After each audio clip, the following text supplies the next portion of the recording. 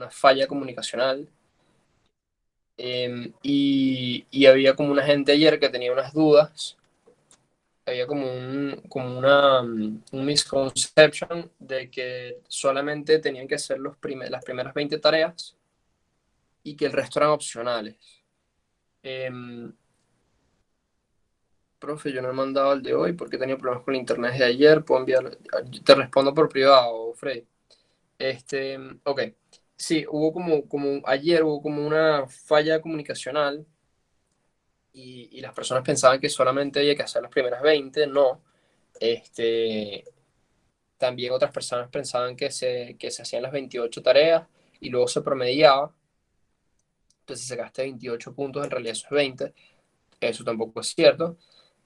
La realidad está más o menos in between. El tema, o sea, el punto de todo esto es que ustedes tienen 28 oportunidades para sumar puntos y la nota máxima es 20. Unas pocas personas, tal vez que las podría contar con los dedos de una mano, van a lograr sobrepasar la nota de 20, ¿ok? Tal vez llegar a 20 y un poco más. Esas personas es posible que esos puntos extra más allá del 20, o sea, hay una fila en el archivo de notas que se llama total. En esa fila que dice total está el acumulado de puntos, el total de puntos que han acumulado hasta ahora. ¿Okay? Esa es como que su nota, si su nota definitiva en esa tarea, si no hicieran ninguna otra entrevista de aquí al final de la materia. Entonces hay personas que ya están en 17, hay personas que todavía están en 0,9, hay personas que están en 15, todos tienen para sumar. ¿Ok? Y todavía faltan, creo, si no me equivoco, hay 9 podcasts más para que vayan sumando puntos. Entonces, el tema con esto es, mira, para la gran mayoría de personas, todos los puntos que quedan todavía son oportunidades para seguir sumando.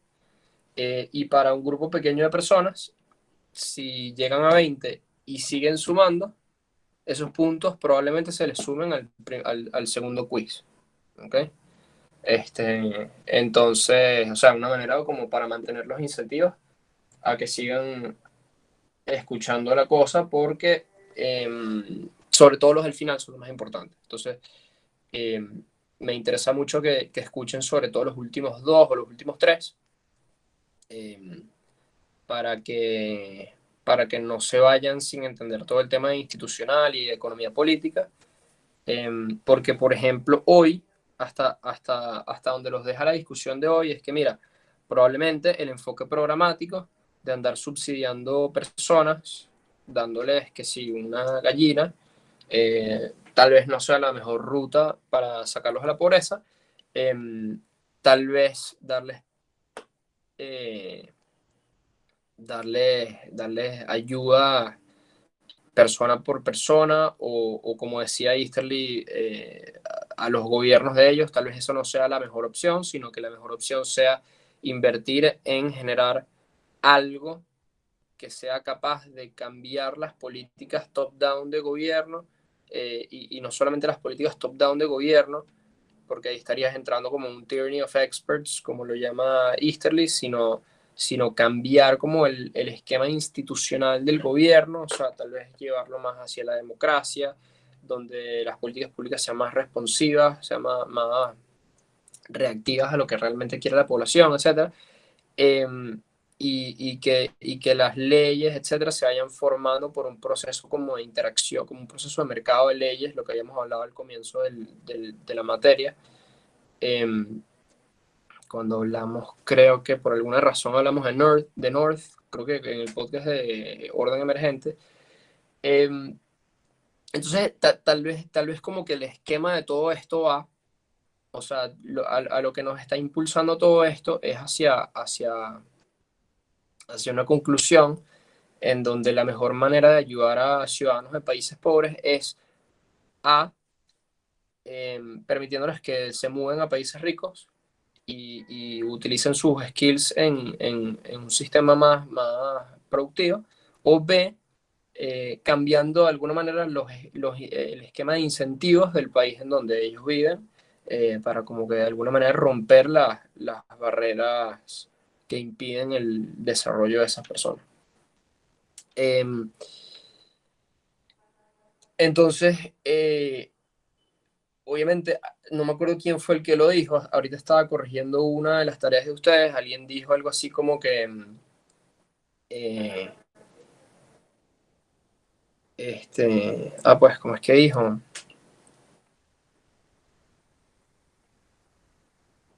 Bueno, eso no fue la idea. Eh, este, pues, bueno, perdóname esta. Eh, sí, entonces, más o menos como que ok, sí. Ajá, lo que dijo esta persona fue algo así como que, mira, no es como que estos países están dejando de desarrollarse por falta de información. O sea, ya hay más o menos un consenso, eh, y se sabe a nivel global cuáles son las políticas que uno puede tomar para generar cierto crecimiento. Entonces, si los líderes de estos países saben, eh, cuáles son las políticas que podrían tomar para generar algún crecimiento y no las están tomando, no es por falta de información, sino es por otra razón. Y entonces esos últimos podcasts, que les digo que son bastante importantes, están dirigidos en esa dirección. O sea, son sobre esa discusión de, bueno, y entonces, ¿por qué no toman esas decisiones? Eh, Tal vez hay una razón A, una razón B y una razón C por las cuales no toman esas decisiones. Y entonces como que el final del análisis es, ajá, y entonces, ¿qué hay que hacer para cambiar A, B y C y que sí tomen esas decisiones? Como que alinear los incentivos para que esté en el interés propio de estos líderes, así estos líderes sean malos. Cómo alinear los incentivos de estos líderes malos para que, aunque ellos sean malos, tomen buenas decisiones. Eh, y bueno, hay toda una discusión bastante complicada alrededor de ese tema. Eh, para nada hay consenso sobre qué es exactamente lo que deberíamos hacer, pero, pero esa es una discusión muy importante que está en todo el centro del desarrollo económico y del crecimiento económico a largo plazo. Entonces, bueno, el punto de la clase de hoy, que ya nos queda nada más 1 hora y 40 y apenas estamos empezando,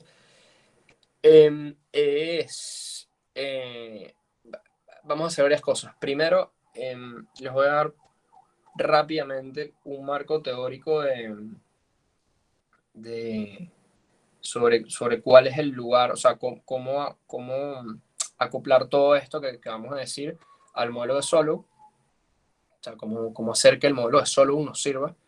Ya le dedicamos como 4 clases, cómo hacer que eso a lo que le dedicamos tanto tiempo nos sirva para explicar algo como esto, eh, y, y cómo podemos utilizar las herramientas que están viendo ustedes. Por ejemplo, me dicen que están full con estadística.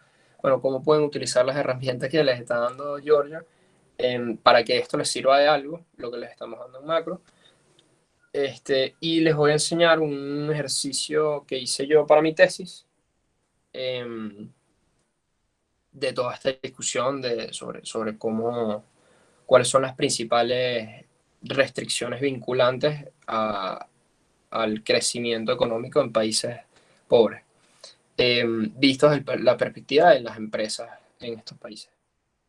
Entonces vamos a agarrar un dataset como de 200.000 empresas en países, en más de 80 países pobres, este, y vamos a utilizar unas encuestas del Banco Mundial, este, que tienen más de 400 preguntas, cada una de ellas es una variable, eh, para cómo utilizar toda esa data, ¿okay? Para construir una, una historia, una narrativa alrededor de todo esto y hacer varios tests para ver, cómo se comportan en la vida real estas empresas y cómo es la interacción, con cada una de estas variables que hemos estado viendo desde terminó el primer parcial, o sea, todo lo que hemos estado viendo desde ese punto en adelante.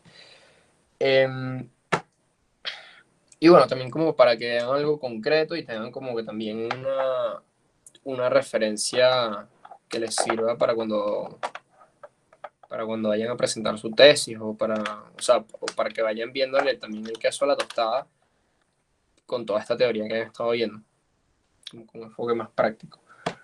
Bueno, entonces arrancamos. ¿Alguna pregunta hasta ahora?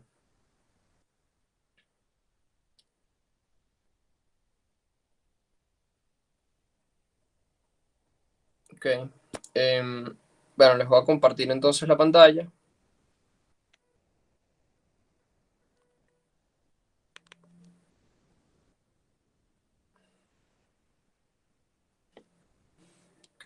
Ok. Entonces, em,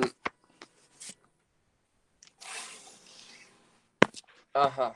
eh, bueno, básicamente el tópico de esta cosa era em, sobre innovación y productividad.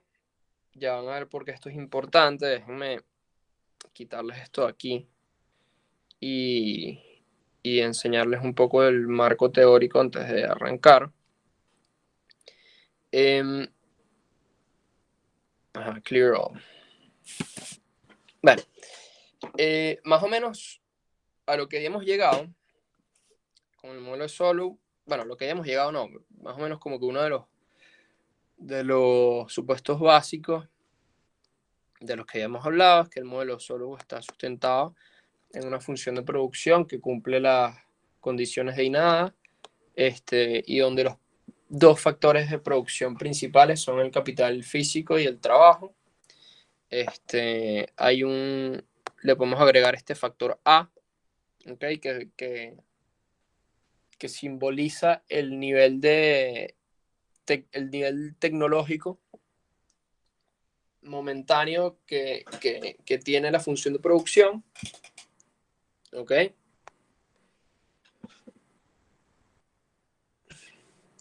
Y podríamos reescribir podríamos escribir la ecuación de esta manera. ¿Ok? Alfa entonces simbolizaría más o menos como que la proporción de la producción total que, que depende del capital y 1 menos alfa, la que depende del trabajo. Entonces, si nosotros linealizamos esto, igualito como hemos hecho desde el comienzo,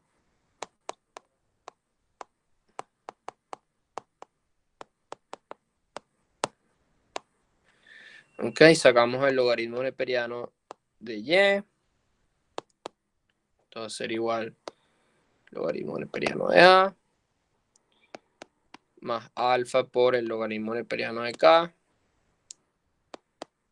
más 1 menos alfa por el logaritmo neperiano de L. ¿Okay? Si nosotros derivamos con respecto al tiempo,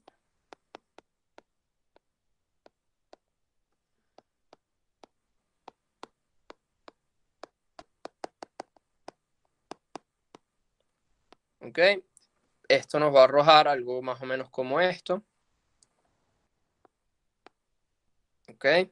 Donde la variación, la tasa de variación proporcional de Y, que es la renta nacional, esto sería algo así como la tasa de crecimiento del PIB, Y puntico sobre Y es algo así como la tasa de crecimiento del PIB anual, ¿ok?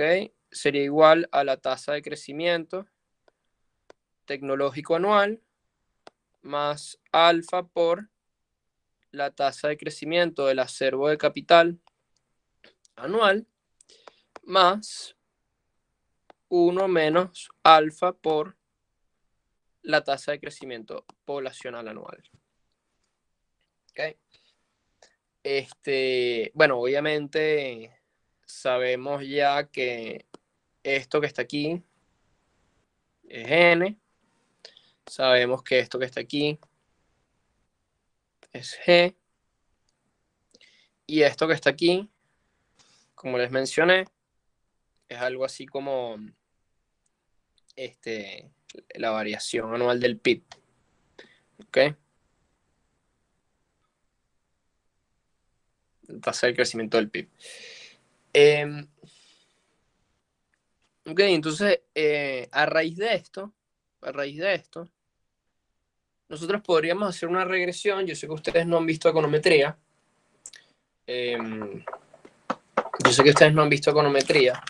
Les voy a dar, cuando veamos ciclos económicos, les voy a dar como una intro a la econometría. Eso va a ser como dentro de 2 semanas. Bastante sencillo, en verdad es mucho más fácil, mucho más simple de lo que ustedes deben pensar. Básicamente mediante procedimientos econométricos, ¿ok? Ustedes pueden hacer una regresión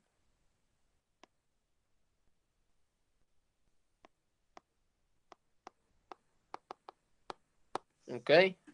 Si ustedes hacen una regresión en donde la variable dependiente que van a elegir es el PIB, el crecimiento del PIB anual, ¿ok? Y ustedes presupuestan o esquematizan o diseñan, si ustedes diseñan su regresión de una manera más o menos como esta, donde tienen un factor un factor aislado mínimo de la regresión y a eso le suman un parámetro que represente esto que está aquí, ¿ok? La variación anual, el crecimiento anual del capital, y le suman otro parámetro que represente el crecimiento, el impacto del crecimiento anual de la fuerza laboral, ¿ok? Y le suman un residuo que normalmente lo llaman mu, ¿ok? Entonces, aquí con esto pueden construir, o sea, ustedes hacen una regresión utilizando este dato y este dato. O sea, se meten, ¿cómo hacen esto? Bueno, se meten en internet, buscan en internet cuánto era a comienzo del año el PIB, cuánto es al final del año el PIB, calculan cuánto cambió, buscan en internet cuánto era a comienzo de año el capital, cuánto es a final del periodo el capital, cuánto cambió, buscan al comienzo del periodo cuánto es la fuerza laboral, al final del periodo cuánto es la fuerza laboral y cuánto cambió, ¿ok? Y hacen una serie de tiempos que tenga más de 30 observaciones, o sea, más de 30 años, para que sea robusto. Si ustedes agarran y hacen una base de datos con esas 3 variables, con PIB, con stock de capital y con el tamaño de la fuerza laboral, ok, hacen una serie de tiempo, pónganse, no sé, 70 años, ok, hacen una regresión. La regresión les va a arrojar cuál es el impacto de las variaciones en el capital sobre el PIB, y el impacto de las variaciones del capital sobre el PIB va a ser a sub 1, esto que está aquí, y van a poder estimar, la regresión también les va a decir cuál es el impacto de las variaciones en la fuerza laboral sobre el PIB, ¿ok? Y ese resultado va a ser A sub 2, eso todo se los va a arrojar, va a ser el resultado del procedimiento econométrico, ¿ok? Eso lo meten en la computadora, la computadora les da el resultado, no toma más de 2 minutos, y, y también les va a arrojar como este parámetro mínimo que es A sub 0. ¿Ok? Y eso les va a dar como resultado un gráfico más o menos así. O sea, si ustedes grafican esa ecuación sería la tasa de variación del PIB es igual a una constante que es A sub 0 más una constante que es A sub 1 que les arrojó el procedimiento por las variaciones en el stock de capital, más una constante, que es A sub 2, que se las arrojó el modelo también, por las variaciones en el stock, en el tamaño de la fuerza laboral. Entonces, con esa ecuación, tienen esos tres términos en la ecuación, ¿ok? Eso les va a dar, si la grafican, les va a dar una recta, ¿ok? Está linealizado. Esto es una regresión lineal. Está linealizado. Entonces, el punto de corte va a ser A sub 0. ¿Por qué va a ser A sub 0? Bueno, porque si todo es 0, estás en el punto de corte. Y entonces tu resultado va a ser la constante, que es A sub 0. Y de ahí en adelante, bueno, vas a tener unas variaciones. Vas a tener unas variaciones que dependen de la fuerza laboral y unas variaciones que dependen del stock de capital. ¿Ok? Y esta va a ser como lo que ustedes estimaron. Esta regresión que está aquí, esta gráfica que está aquí. Y ustedes agarran con eso que estimaron, que es esa regresión estimada, esa regresión lineal que ustedes estimaron, agarran y ustedes van a comparar eso con la data histórica. Cuando lo comparan con la data histórica, que la vamos a poner en azul, ¿ok? Les va a dar que la data histórica es algo más o menos así. Son unos punticos, ¿ok? Que se distribuyen a lo largo de la curva y de repente, a veces, normalmente lo que van a ver con eh, con estos casos es que la regresión lineal no va a ser suficiente como para como para responder por todos los cambios. O sea, no va a ser capaz de predecir con 100% de certeza lo que sucede con el PIB. Y no va a ser capaz de hacer eso porque hay un factor que no se metió que no metimos en la regresión, ¿ok? Que es este factor que está aquí, el crecimiento tecnológico, ¿ok? Y lo que se dio cuenta solo cuando hizo esto, lo que se dio cuenta solo cuando hizo estos ejercicios, era que el, el crecimiento de los dos factores de producción, que son de su modelo, que son el capital y el trabajo, no son suficientes como para explicar el 100% de las variaciones en el PIB, y de hecho no son ni siquiera el 50%. O sea, como vamos a ver en el ejercicio que vamos a estar haciendo ahorita, en la revisión literaria de todo eso, es que más o menos representan estos dos factores, el capital y el trabajo, representan algo así como el 30-40%, si no me equivoco, de las variaciones en el PIB. Y todo el resto se debe a este factor que puse en amarillo, que representa en econometría el error, ¿ok? O el residuo, ¿ok? Y a esto es a lo que llamaron de en adelante el residuo de Solow, ¿ok? Entonces, ese mu que representa los errores del modelo econométrico, ¿ok? O el residuo del procedimiento econométrico, la gente se dio cuenta que era sumamente importante. Era sumamente importante. O sea, que cuando hacían esta gráfica era algo más así, ¿ok? Los puntos como que se distribuían arriba y abajo y arriba y abajo y por todos lados, ¿ok? Y el poder explicativo que tenía esta línea negra que estamos haciendo acá, que es el modelo, era muy bajo. Entonces bueno, si lo más importante no es el capital físico, ni es el trabajo, entonces, ¿qué es? O sea, entonces los modelos que hemos estado haciendo hasta ahora están bastante incompletos.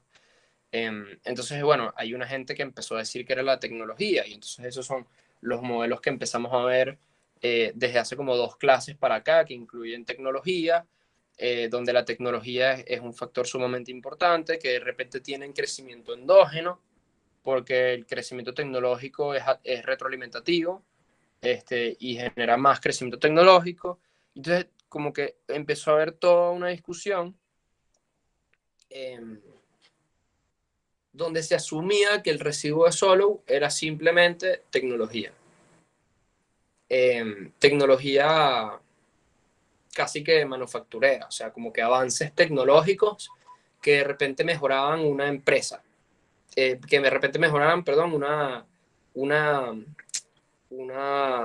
máquina, una maquinaria. Entonces te comprabas una máquina mejor que producía más camisas y tal.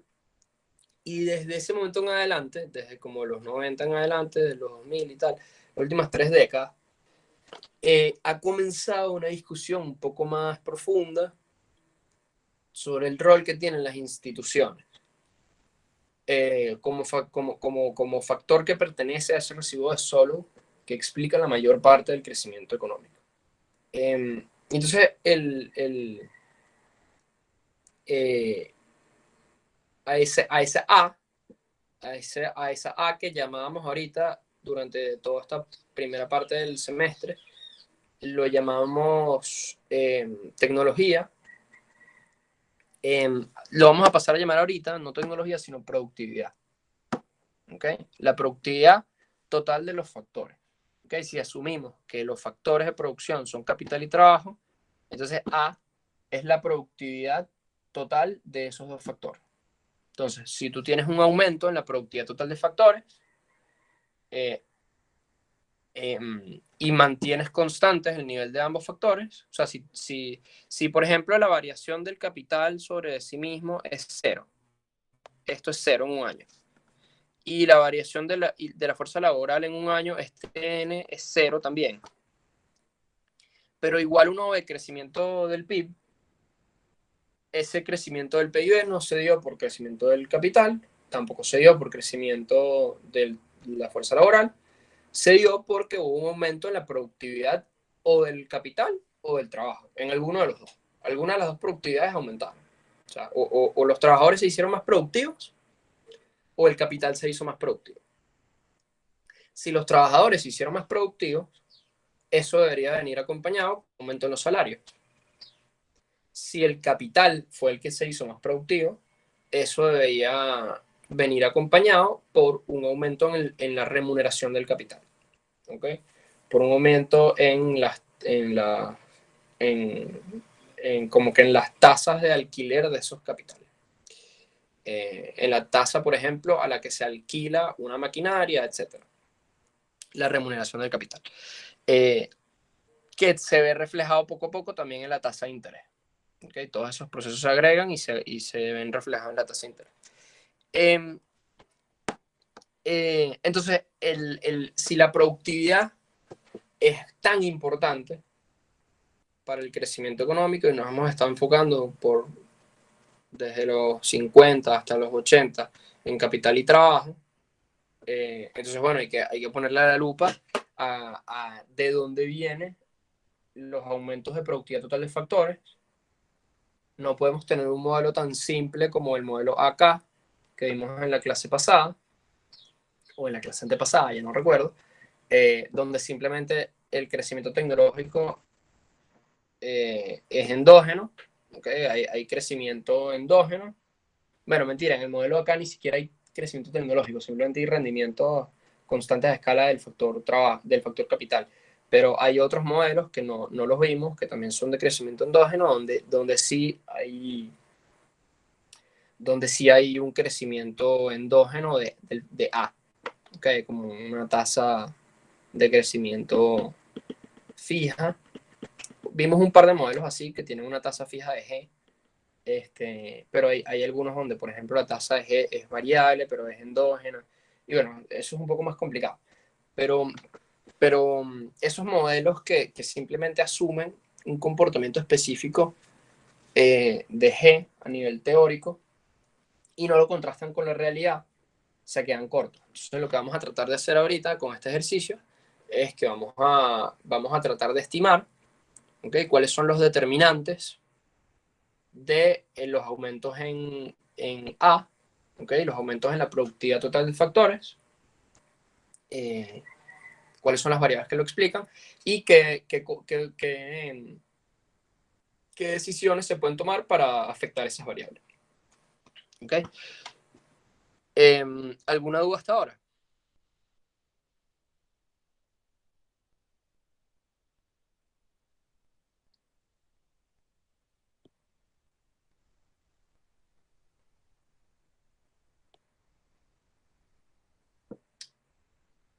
Ok, buenísimo. Entonces,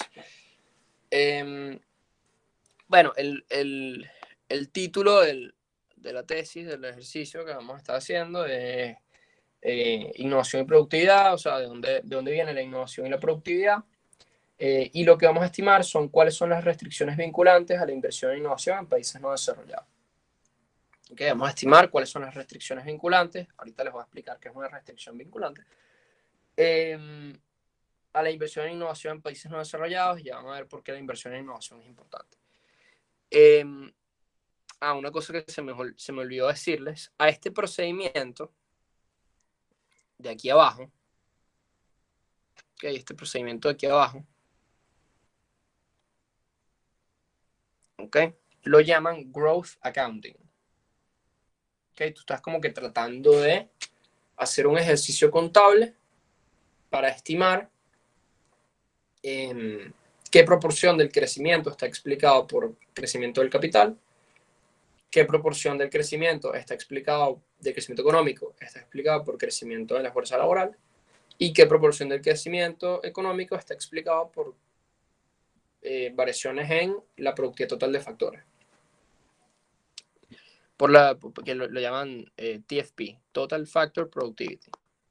O en español, productividad total de factores, PTF. En inglés, Total Factor Productivity. Y en español, productividad total de factores. Entonces, bueno, más o menos la razón por la que les comenté que hacía esta tesis es que, mira, la evidencia empírica nos dice que cuando haces growth accounting, las diferencias en el nivel de ingreso per cápita entre los países, esto era, creo que este ejercicio de Hesse y Clenon es en países desarrollados, son explicadas por el capital humano, entre 10 y 30%, el capital físico, más o menos 20%, y todo el resto es productividad total de factores. O sea, todo, más o menos, prácticamente la mayoría de lo que afecta las diferencias entre el nivel de ingreso per cápita de los países son diferencias en productividad total de factores. ¿Ok? Entonces, ¿qué es lo que causa el crecimiento de productividad total de factores? Bueno, lo que nos dice la literatura es que el principal input, o sea, si la innovación es un producto que es un output, ¿okay? Si vemos el proceso de generación de innovación como cualquier otro proceso productivo, ¿okay?, en donde tú tienes una función de producción, en este caso es una función de producción de innovación, y los inputs, y tú le metes unos inputs a esa función de producción, y esa función de producción te arroja unos outputs. En este caso el output es innovación y el input es inversión en innovación y desarrollo. ¿Ok? Te das cuenta que si asumes que ese modelo de la realidad tiene algo de sentido, te das cuenta que más o menos el 40% de los aumentos de productividad total de factores desde la Segunda Guerra Mundial está explicado por la inversión en investigación y desarrollo. Ok, 40% no es como decir 95%, no es todo, pero sí, ciertamente es un factor que no solamente es significativo, sino que tiene una magnitud alta. ¿Ok? Bueno, ustedes no han visto econometría, entonces no entendieron probablemente a lo que me refería ahorita, pero cuando, cuando tú intentas estimar econométricamente el impacto de una variable sobre otra, tienes que estar pendiente de dos cosas. Bueno, tienes que estar pendiente de un montón de cosas, pero dos en especial. La primera es si el impacto es significativo. ¿Qué quiere decir esto? Bueno, si hay certeza en que el impacto no es una coincidencia. ¿Ok? Entonces, ¿sabemos si es significativo? Bueno, sí, eso nos lo dice la literatura. Pero no solamente es que es significativo, sino que la magnitud del impacto es amplia, es alrededor de 40%. ¿Ok? Y entonces, bueno, si sabemos que la inversión en innovación y desarrollo es fundamental para la generación de avances tecnológicos y aumentos en la productividad total de factores, ¿por qué? Porque según los datos de la UNESCO, bueno, son los datos de la UNESCO, del Banco Mundial, del fondo, los que tú quieras agarrar, los países menos desarrollados están invirtiendo sistemáticamente menos en inversión y desarrollo. ¿Okay? Toda esta discusión que hemos tenido en las últimas clases sobre convergencia, si había convergencia absoluta, si había convergencia condicional, bueno, mira, esas eran discusiones que estaban centradas en modelos que estaban basados, donde el centro del modelo era el capital, el crecimiento del acervo de capital. Aquí nos damos cuenta que el centro del modelo debería ser la innovación, o sea, los factores que, que afectan la productividad total de factores, este, y,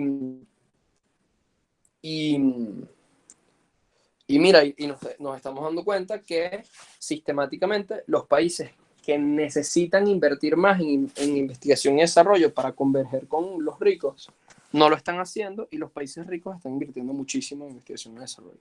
Entonces, ¿cuál es la conclusión lógica de esto? Bueno, que en vez de haber convergencia, vamos a tener divergencia, porque los países que son más ricos están invirtiendo más en crecer.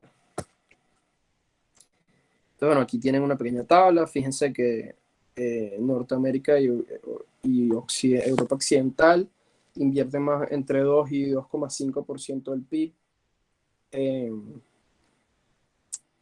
A lo largo de estas 2 décadas que son en el gráfico, invirtieron entre 2 y 2,5% de su PIB en investigación y desarrollo. Mientras que Asia y el Pacífico entre 1,5 y 2, aunque la mayoría de eso era China. Los países de Asia que no eran China, básicamente, bueno, fíjense Asia Central, que es la línea del fondo. Y bueno, y si se fijan en Latinoamérica y el Caribe, que es esta línea que está aquí, la línea como verde azulosa, no llegamos ni a 1% del PIB. Y en Latinoamérica y el Caribe tenemos el tamaño de nuestra inversión que pertenece al sector público en I+D es desproporcionado. O sea, en países el rendimiento de la inversión en investigación y desarrollo desde el sector público es mucho menor que desde el sector privado. Y entonces en Latinoamérica y el Caribe no solamente es que estamos subinvirtiendo, sino que las empresas privadas, que son quienes deberían estar invirtiendo, no lo están haciendo. Y entonces esa inversión se está haciendo desde el sector público, donde no es muy productiva, ¿okay? Donde el rendimiento es menor. Entonces, si los países pobres son los que más deberían, o sea, si hay rendimientos marginales decrecientes, no solamente en el proceso productivo con el capital y el trabajo, etcétera, sino dentro de la propia función de producción de innovación, ¿ok? Si realizar las primeras innovaciones es más rentable que las últimas, es más fácil que las últimas, entonces ¿por qué los países que han invertido menos, que es donde se supone que las inversiones deberían ser más rentables, no lo están haciendo, y los ricos sí? Entonces, hay gente que se ha puesto a teorizar sobre esto. Una de las explicaciones podría ser, por ejemplo, que no es tan rentable. ¿Alguien tiene Ángel, creo que tienes prendido el micrófono. Ok. Entonces, falta de incentivos. Tal vez no hay incentivos o sea, tal vez no es tan rentable, tal vez estamos equivocados y no hay rendimientos marginales decrecientes en la función de producción de innovación.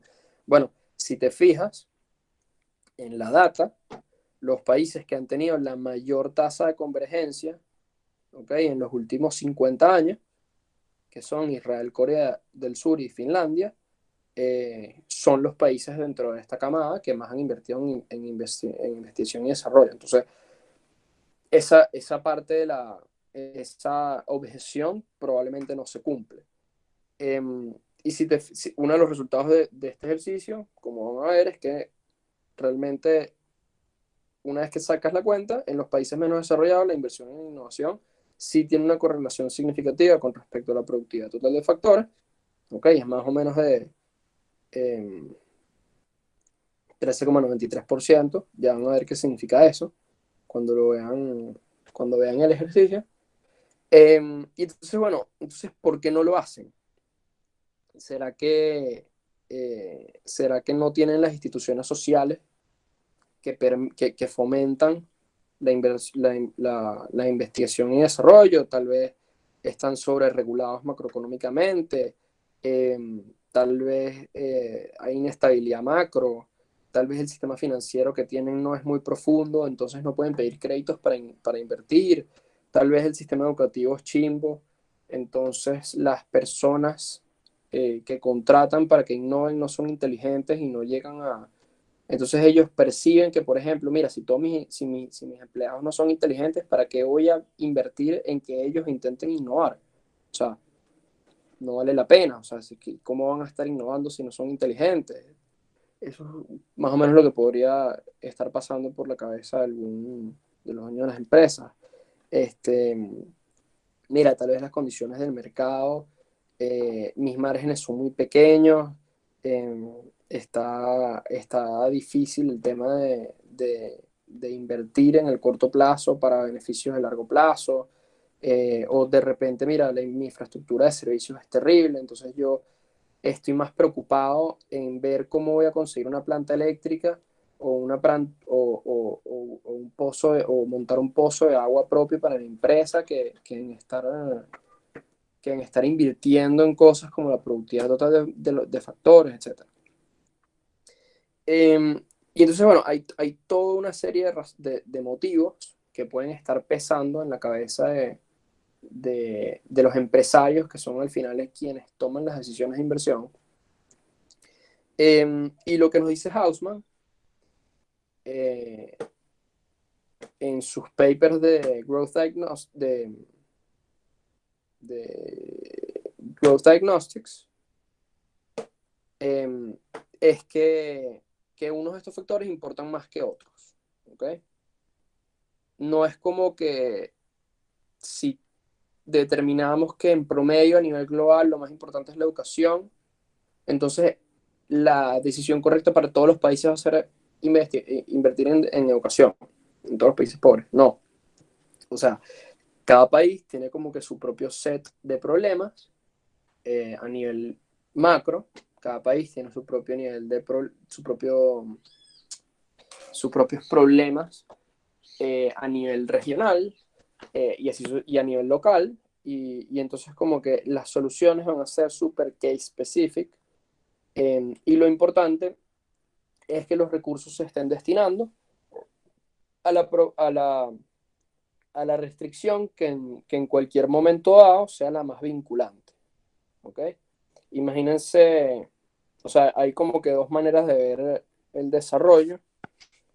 Esto probablemente, esta metáfora se las den en desarrollo económico, pero bueno, igual vale la pena que la vean aquí. Imagínense que tienen un barril de caña, ¿ok? Y ese barril de caña está hecho em, de de varias tablas, ¿ok? Entonces, si tú le agregas una tabla más, si tú inviertes en educación, si esto es educación, ¿ok? Esto es infraestructura, esto es estabilidad macro, ¿ok? Y si le vas agregando tablas, siempre la cantidad de agua que le entra va a ser mayor. Eso era como la visión sobre el desarrollo que se tenía antes. Lo que se piensa hoy día es más algo como esto, ¿no? Donde tú tienes una tabla por aquí, otra tabla por aquí, otra tabla por aquí y otra tabla por aquí, ¿ok? ¿Ok? Y entonces hay una que es más alta que las otras y supongámonos que en este país esta es la educación, esta es la infraestructura, esta es la estabilidad macro y esta es el sistema financiero, ¿ok? Entonces, en este país, si este país invierte en educación, el nivel del agua no va a subir, porque la tabla más alta que tienen es la educación. Si invierte en infraestructura, tampoco va a subir el PIB. Si invierte en el sistema financiero, tampoco va a subir el PIB a corto plazo. Porque todo el agua se está chorreando por aquí. Porque la estabilidad macro es lo que es la restricción vinculante. ¿Ok? Es lo que los está obstaculizando más en el corto plazo. Entonces, ¿qué tiene que hacer este país? Bueno, este país tiene que invertir en estabilidad macro, ¿ok? Que es la tabla que está más bajita. Y entonces, ¿por dónde se va a estar chorreando el agua ahorita? Bueno, por infraestructura. Entonces, cuando el agua se esté chorreando por infraestructura, tienes que invertir en infraestructura. Y es un tema mira, no hay una respuesta correcta para todo el mundo. Este, las cosas son case specific y hay que estar iterando, hay que estar adaptando las recomendaciones y el plan de acción en la medida que van cambiando las condiciones actuales. Okay, entonces,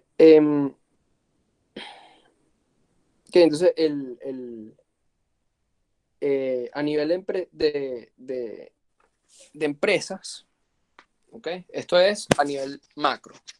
¿Okay? Como que si haces el growth counting, esto es lo que te arroja la literatura con respecto a la productividad total de factores.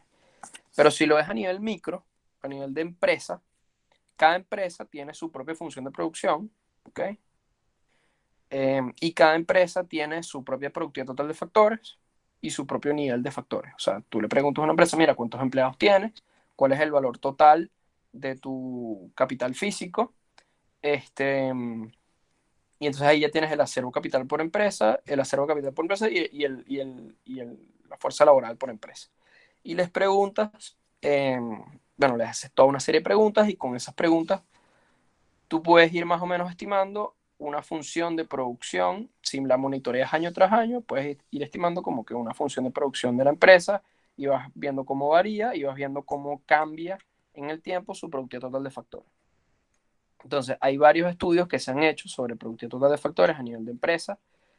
Sobre todo se han hecho en países desarrollados, China, Europa Occidental, Estados Unidos. ¿Ok?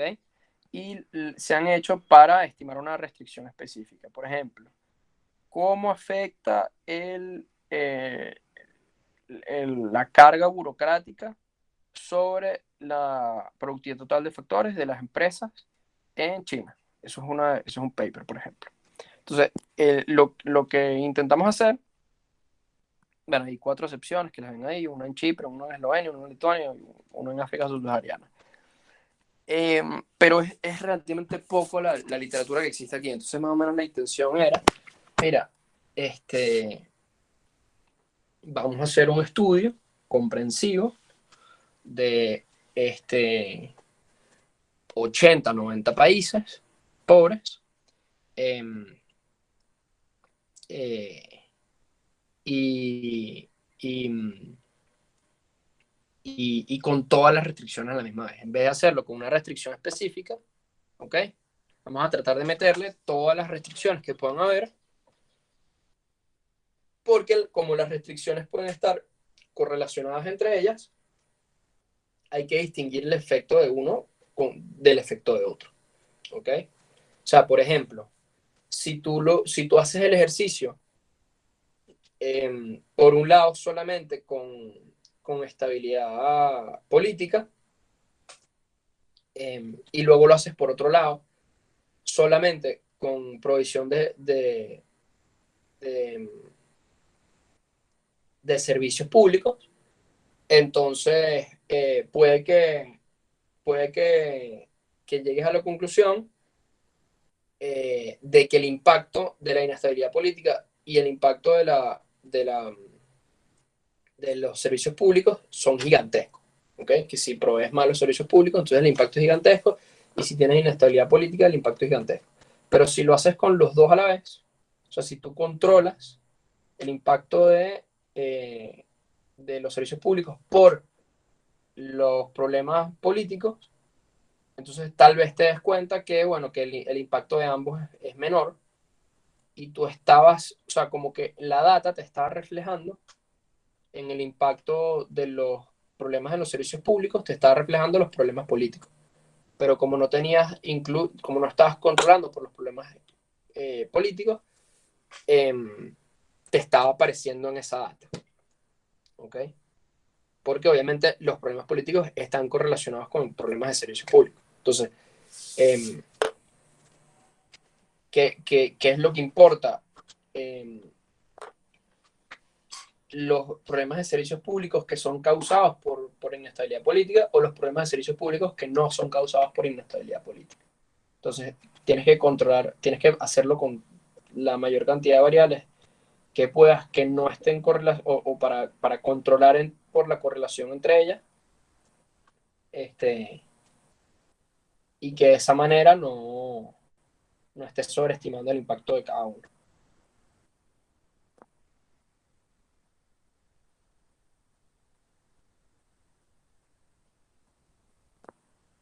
Bien, entonces, el punto del ejercicio son cuatro cosas. Primero, eh, estimar si efectivamente hay un impacto positivo, o sea, si es rentable para las empresas en países pobres invertir en innovación y desarrollo.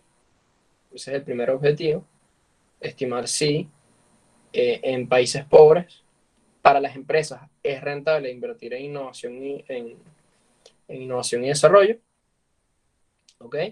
Luego, si eso es verdad, estimar con variables objetivas cuáles son las principales restricciones vinculantes a la inversión en innovación para esas empresas. ¿Okay? ¿Qué quiere decir esto? Bueno, si ya estimamos que efectivamente es rentable para estas empresas invertir en innovación y desarrollo, pero estas empresas no lo están haciendo tanto como deberían, entonces, ¿cuáles son las restricciones que hay? Entonces, se utilizan variables objetivas. Ponte, estimamos las variables de profundidad, de obstáculos financieros mira, ¿tienes una cuenta bancaria sí o no? ¿Tienes una línea de crédito abierta sí o no? O sea, son variables objetivas, pues. O, por ejemplo, temas de provisión, o que si el nivel educativo de los empleados. Una variable objetiva puede ser, mira, ¿cuántos años de escolaridad en promedio tienen tu fuerza laboral? ¿Son grados de bachillerato? ¿Qué proporción de tus empleados son grados de bachillerato? Cosas así. O tienen un título universitario, cosas así. Esas son variables objetivas. Eh, y luego en el punto 3 se utilizan las mismas variables de obstáculos, pero vistas desde un punto de vista subjetivo. O sea, en vez de preguntarle al tipo, mira, ¿cuántas veces al mes se te va la luz? Le preguntas al tipo, ¿qué tanto crees que te afecta cuando se va la luz? ¿Ok?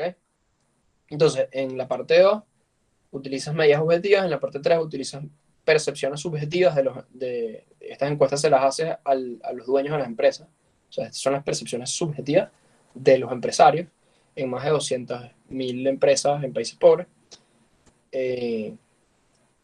¿Ok? Y, eh, y bueno, y luego el punto de esto era estimar cómo el punto 2 y 3 cambian en la medida que tú cambias la muestra.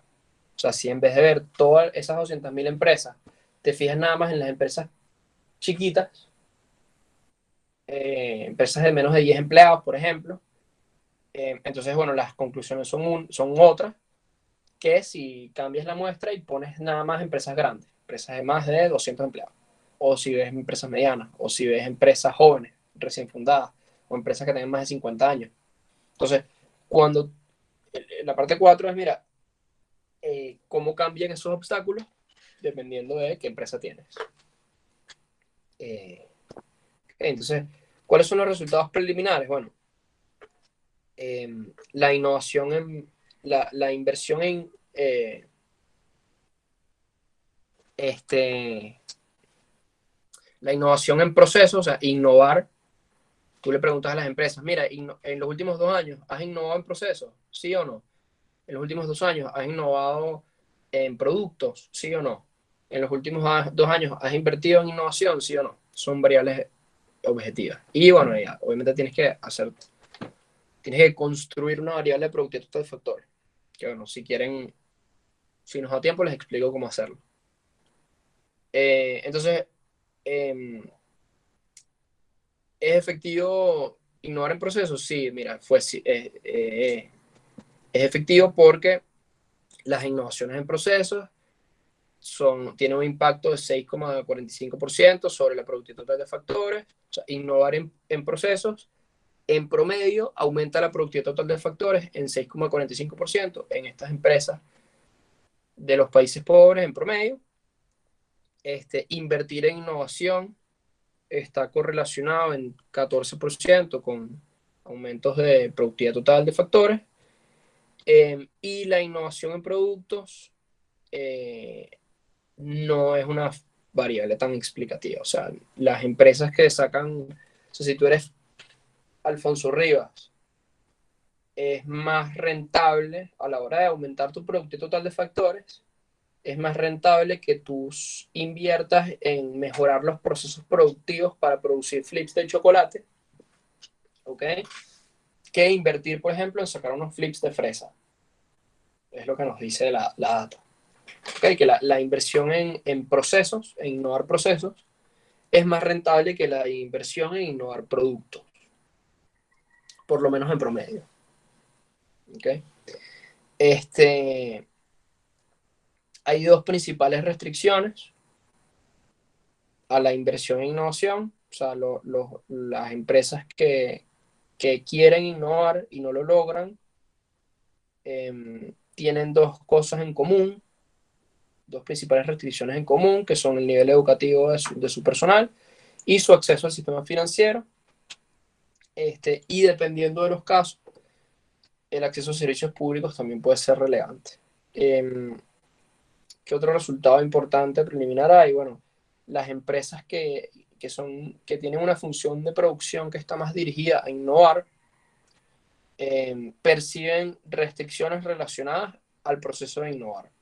Y las empresas que no tienen tantas intenciones de innovar, perciben restricciones que no están tan relacionadas con la innovación. O sea, tienen otro tipo de restricciones en su día a día. Se quejan de otras cosas. Ok, entonces, ¿qué fue lo que hicimos? Bueno, hay una base estandarizada que hubo que construir. Esta base estandarizada, una vez que la limpias de todo el ruido, sobrevivieron de más de 300.000 empresas, sobrevivieron 131.000, ¿ok? Y porque bueno, el resto tienen, de repente cuando te vas a enfrentar con una base de datos tan grande, te das cuenta que hay muchas encuestas que están mal rellenadas o que te responden 7 preguntas y la octava no, cosas así que te hacen que tengas que desechar esa observación.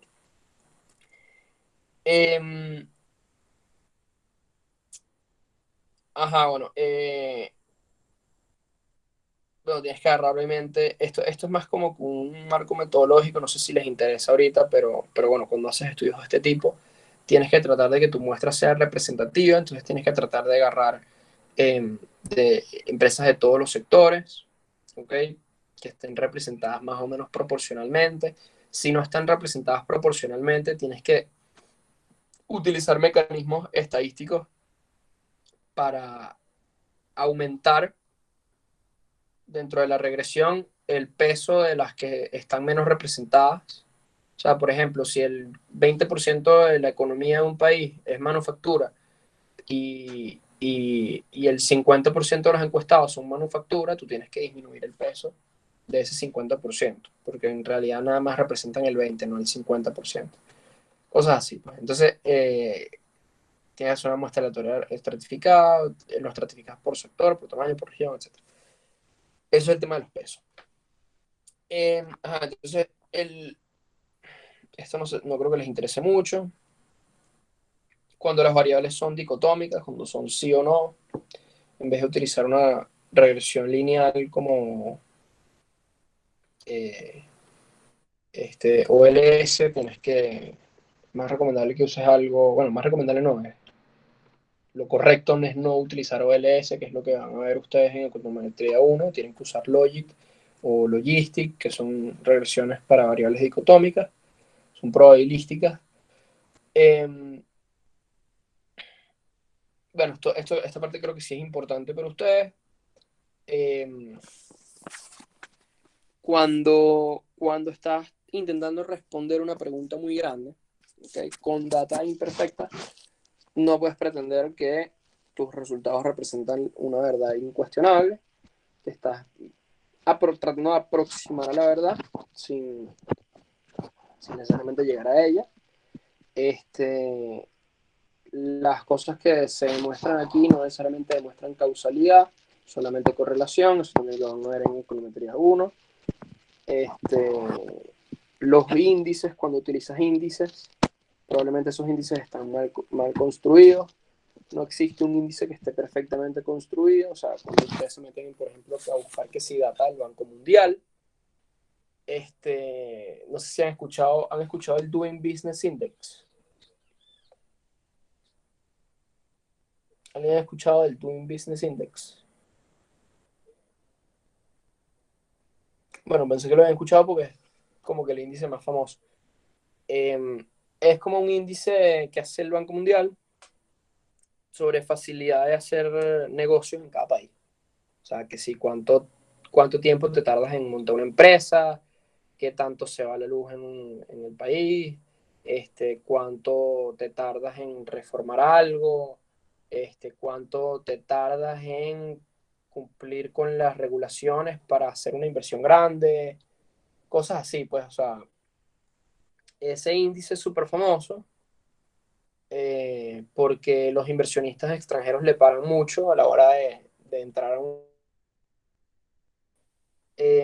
pero bueno, obviamente ese índice tiene muchísimos problemas. O sea, cuando tú tienes 8 variables y tratas de convertirlas todas en un índice, el primer problema que te topas es cómo lo ponderas. O sea, cómo ponderas cada una de esas 8 variables. ¿Cuánto, por ejemplo, de ese índice, si ese es un índice del que va del 0 al 100, ¿ok? ¿Qué tanta importancia entre esos 100 puntos le asignas a la rapidez a la hora de ver una empresa? ¿Cuánto le asignas a problemas de electricidad? ¿Cuánto le asignas a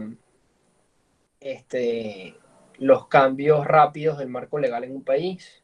¿Cuánto le asignas a cada una de esas cosas? O sea, al final es como que algo muy subjetivo que depende de decisiones arbitrarias, que algunas están mejor fundamentadas que otras, etcétera y tal.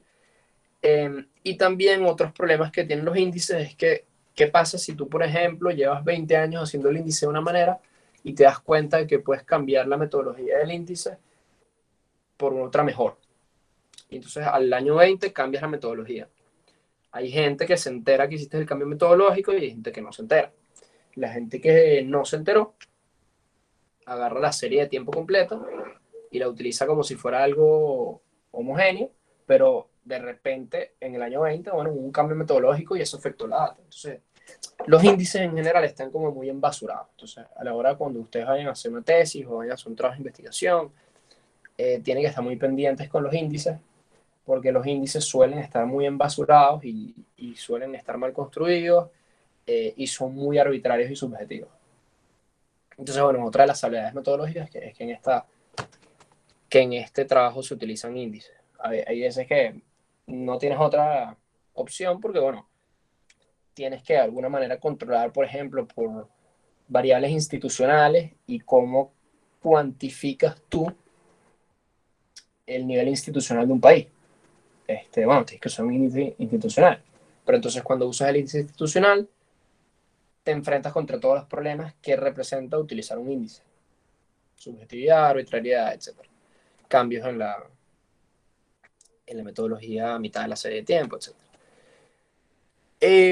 Y bueno, y otra salvedad importante es que, bueno, cuando estás hablando es hacer una regresión de 130.000 observaciones, 130.000 empresas, los resultados no necesariamente van a ser válidos para cada una de las 130.000 empresas. O sea, vas a estar haciendo como el trabajo, creo que aquí lo pongo, no estás haciendo el trabajo que hace un médico, sino el trabajo que hace un investigador médico, ¿ok? Un investigador de medicina, entonces, como un epidemiológico, un epidemiólogo.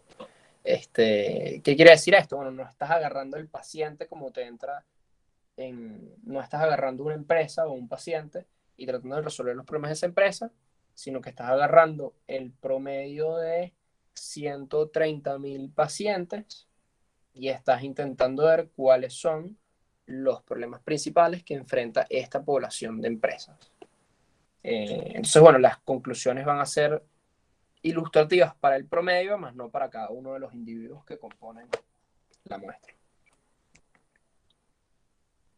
Entonces, ajá, ¿cuáles son los resultados? Primero, la primera regresión. ¿Cuál es la primera regresión que hacemos? Bueno, agarramos y tenemos una ecuación que tiene aquí productividad total de factores como variable dependiente. Y entonces, en el lado derecho, la productividad total de factores, vamos a diseñar esta regresión como innovación en productos y servicios más innovación en procesos productivos más inversión en innovación y desarrollo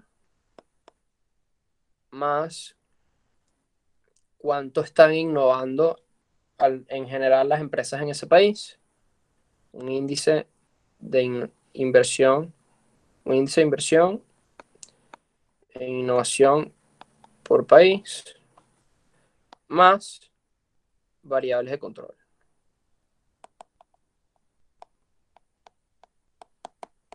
¿Cuáles son las variables de control? Bueno, ¿cuál es la de la empresa? ¿Cuál es el tamaño de la empresa? ¿Cuál es la composición de la fuerza laboral de la empresa? ¿Cuál es si está o no en la capital de su país, esa empresa?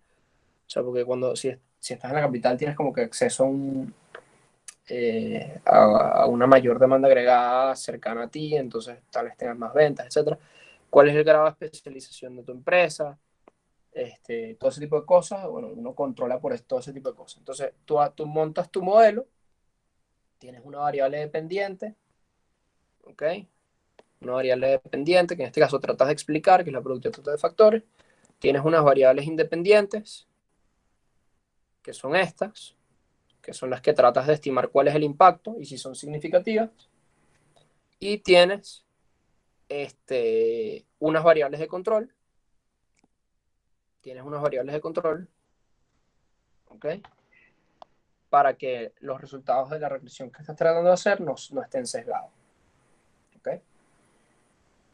y controlas por eso. Entonces, ¿cuáles son los resultados? Bueno, como les expliqué al comienzo de la clase, esto te debería arrojar, cuando tú haces la regresión, esto te arroja un beta de cada uno, como con una magnitud del impacto de cada uno. Entonces sería equivalente como al A1 acá, A2 acá, A3 acá, A4 acá, que son como la magnitud del impacto de cada una de estas variables sobre la productividad total de factores. O sea, si A1 es 4, entonces si A1 es 4,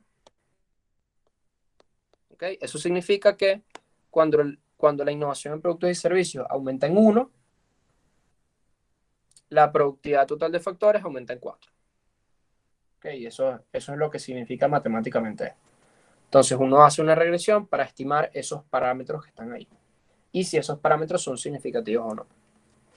¿Okay? Entonces, ¿cuáles son los resultados? Bueno, entonces, la innovación en productos y servicios no fue significativa. ¿Qué quiere decir esto? Que si una empresa innova en productos y servicios, no necesariamente va a aumentar su productividad total de factores. ¿Okay? Como les decía antes, a veces es mejor mejorar tu proceso productivo que sacar unos flips de fresa. O sea, mejorar tu proceso productivo para producir más flips de chocolate puede ser mejor, o para producir los mismos flips de chocolate pero más barato, puede ser mejor que sacar unos flips de fresa. Innovación en procesos, significativo, al 99%. ¿Ok? Si tú agarras 100 y le restas eso, te da el grado de confianza. Te da el grado de confianza con el que puedes aseverar que es significativo. ¿Qué quiere decir esto? Bueno, si tú agarras 100 y le restas 0,009, ¿ok? Eso te da 99,991. ¿Okay? El punto es que tienes un alto nivel de confianza. Tienes un alto nivel de confianza este, eh, para decir que es significativo el impacto de la innovación en proceso. ¿Okay? Entonces, ¿y cuál es la interpretación de este coeficiente de correlación? Que bueno, que cuando existe innovación en procesos, cuando las empresas innovan en sus procesos productivos, en promedio, su productividad total de factores aumenta 6,45%. Todo esto es en países pobres. O sea, esto es Tuvalu, Vanuatu, Liberia, Nigeria. Bueno, Nigeria no, Nigeria creo que no está en la muestra y de hecho es más o menos un país rico. O bueno, más o menos desarrollándose. O sea, esto es una Kirguistán, Tayikistán, o sea, lo que hay en esta muestra son empresas, son quincallas de países que o sea, aquí no estamos entrevistando al dueño de Coca-Cola para ver si la innovación en procesos vale la pena. Ahora, ¿qué entra en innovación de procesos? Bueno, innovación de procesos no nada más entra si montaste una nueva maquinaria, sino también entra o si tuviste una innovación en tus procesos contables, en tus procesos de mejorar el departamento de recursos humanos, estás haciendo mejores contrataciones. Aquí entra que estás innovando en procesos gerenciales internos, en procesos de toma de decisiones. O sea, en cierto modo es obvio que tiene un impacto sobre la productividad de factores, porque en cierto modo esto es lo que representa la productividad de factores. O sea, una empresa más productiva que otra sí toma mejores decisiones, sí produce con mayor facilidad, etc. Eh, eh, en el caso de inversión e innovación, también significativo al 99,999% de confianza. El impacto es significativo y la interpretación, bueno, si existe inversión e innovación, estamos hablando de una empresa que en promedio tiene 14% mayor productividad. ¿Okay? O sea, las empresas más productivas en promedio invierten más innovación. Sería como la causalidad inversa, si lo quieren ver de esa manera.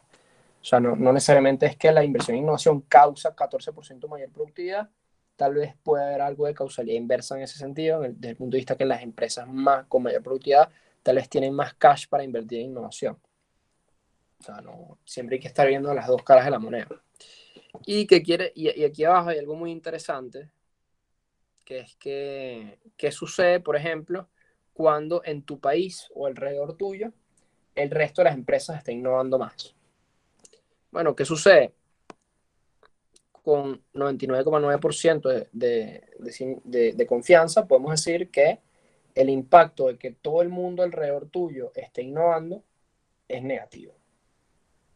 Ya, pero ¿cómo es eso? Ajá. ¿Cómo va a ser negativo eso?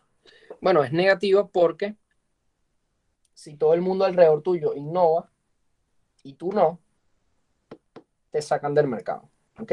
Se reducen tus márgenes, como ellos son más productivos, pueden bajar precios, te tumban tus márgenes, te pueden quitar market share, etcétera. Y si todo el mundo está innovando y tú no, sales perdiendo. Entonces, en la medida que el índice de inversión e innovación de tu país, es un índice construido utilizando la misma data de las encuestas, en la medida que la gente alrededor tuyo está innovando más en una desviación típica mayor, o sea, en una magnitud equivalente a una desviación típica, eso está asociado a eh, una reducción del 36% en tu producto total de factores. Pero el tema aquí es que una desviación típica es una magnitud bastante alta. O sea, lo normal aquí, la mayoría, o sea, en la mayoría de los casos, si una empresa innova, ¿ok?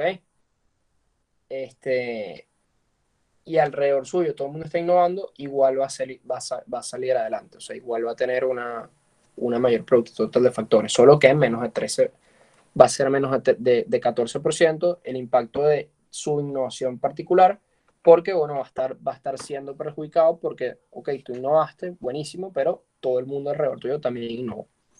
Obviamente esto es a corto plazo. A largo plazo se estima que existan unos spillovers, unos efectos de derrame, externalidades positivas, y la innovación de algunas empresas permea en el resto de la economía y mejore la productividad del resto de las empresas. Pero a corto plazo la competencia pecha. Entonces si llegamos a la conclusión de que invertir en innovación es positivo y llegamos a la conclusión de que la innovación en procesos sí trae mejoras de productividad de otros factores, entonces vamos a tratar de estimar ahorita cuáles son las restricciones vinculantes para estas empresas de países pobres que están impidiendo que inviertan en innovación. Entonces, ¿qué variables vamos a usar para la regresión? ¿Qué variables vamos a tratar de utilizar para explicar eh, como obstáculos la inversión en innovación? Bueno, podemos utilizar variables que todas las empresas que están en esta muestra respondieron cada una de estas preguntas. Nosotros sabemos cuántos días al mes les llega el agua, cuántos días, cuántas empresas, o sea, cuál es el grado de competencia informal al que se enfrentan, qué tan, si han sido, estos son variables dicotómicas. Si tienen o no insuficiencia de agua, si tienen o no competencia informal, si tienen o no, si han sido o no perjudicados por crimen, si tienen o no una cuenta bancaria, si tienen o no acceso a una línea de crédito, si están o no expuestos a corrupción, etc. Y además de las variables dicotómicas, también hay variables, todo esto lo pueden encontrar en las bases de datos, las tienen que pedir, todo es un request, y si se lo aprueban, el Banco Mundial les manda la base de datos, tienen acceso a todo esto. Y también hay una serie de variables continuas que no es que son 1 y 0, 1 o 0, sino que pueden ser 1, 2, 3, 4, 5, o sea, son variables continuas. ¿Cuántas pérdidas has tenido tú por fallos eléctricos? ¿Cuántos empleados poco educados tienes como proporción del total? ¿Cuánto tiempo le dedica en horas, hombre, tu personal de alto nivel gerencial a lidiar con temas burocráticos? ¿Y cuál es la inestabilidad política a la que te enfrentas en tu país? ¿Okay? Y bueno, toda una serie de variables de control también. Edad, tamaño, composición de la fuerza laboral, si estás o no en la capital de tu país, grado de especialización. Entonces, ¿cuáles son los resultados? ¿Cuáles son los resultados? Bueno, efectivamente, mediante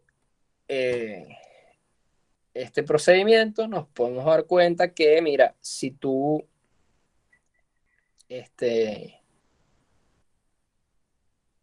si tú no estás bancarizado,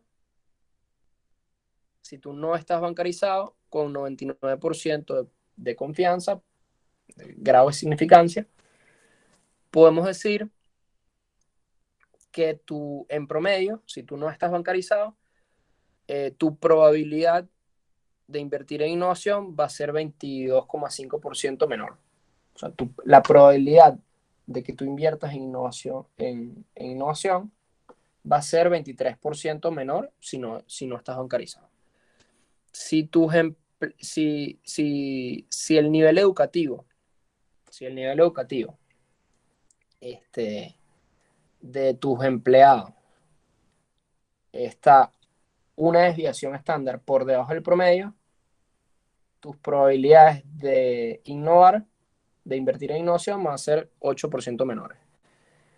Si tu empresa no tiene acceso al crédito, tus probabilidades de innovar son 13% menores.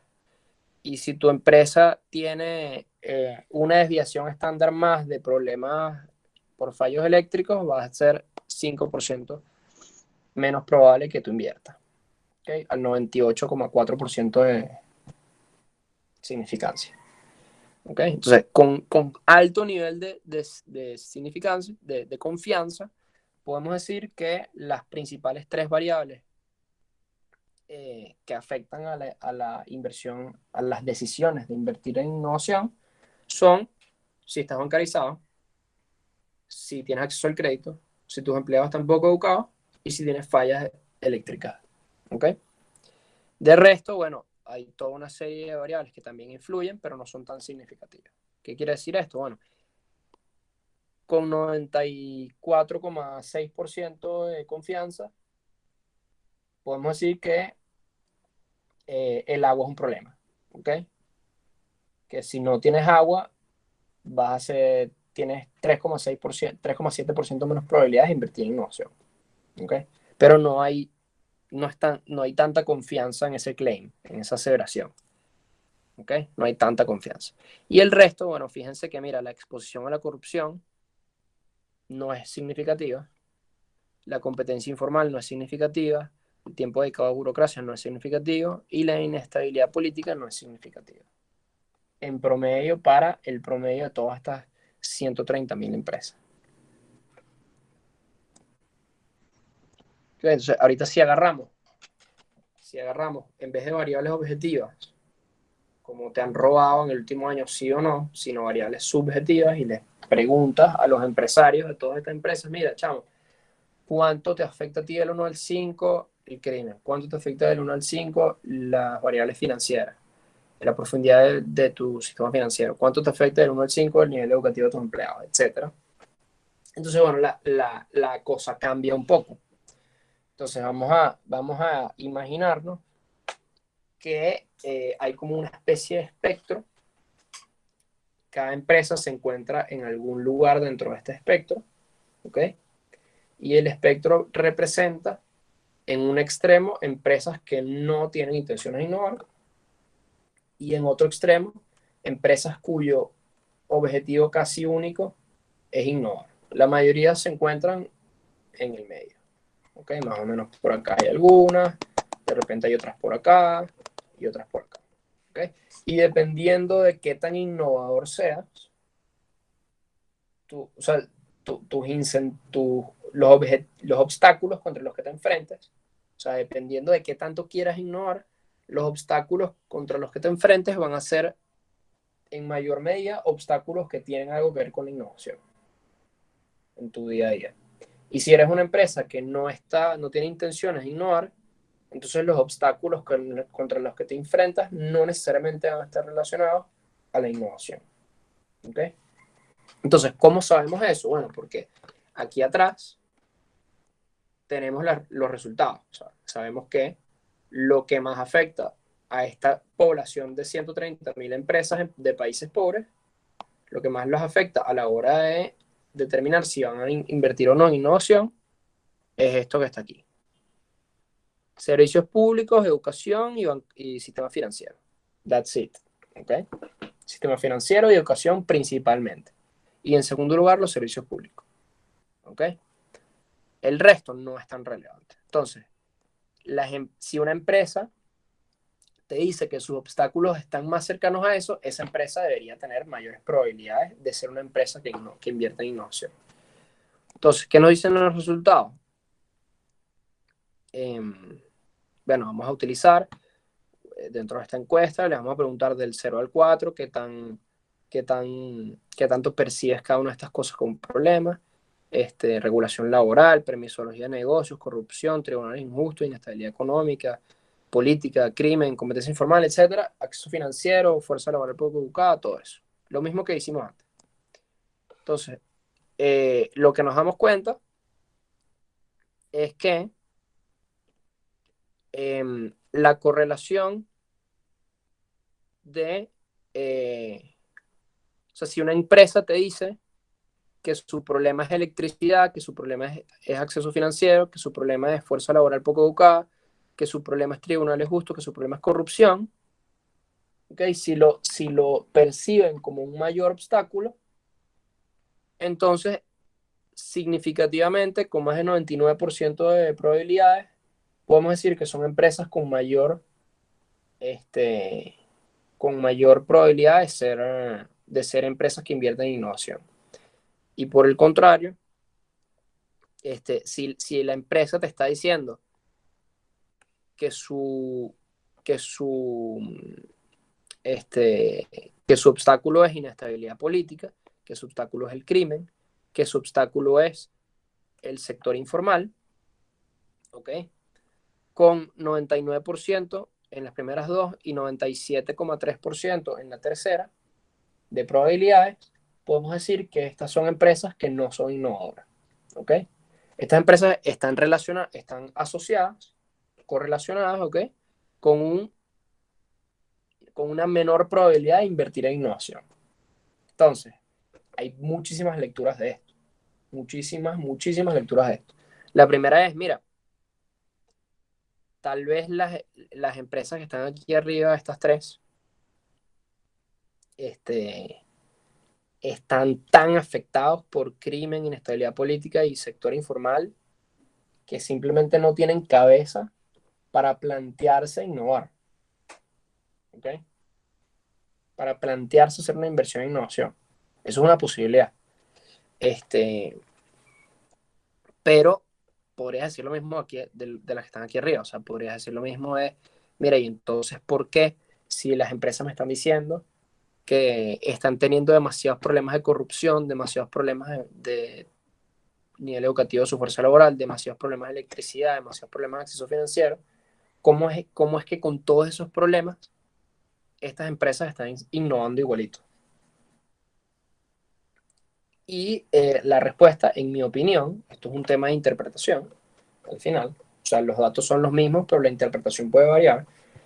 Mi interpretación de esto fue, mira, estas empresas perciben esto como obstáculos grandes porque estos representan obstáculos a la innovación y su función de producción está alineada con intenciones de innovar. ¿Ok?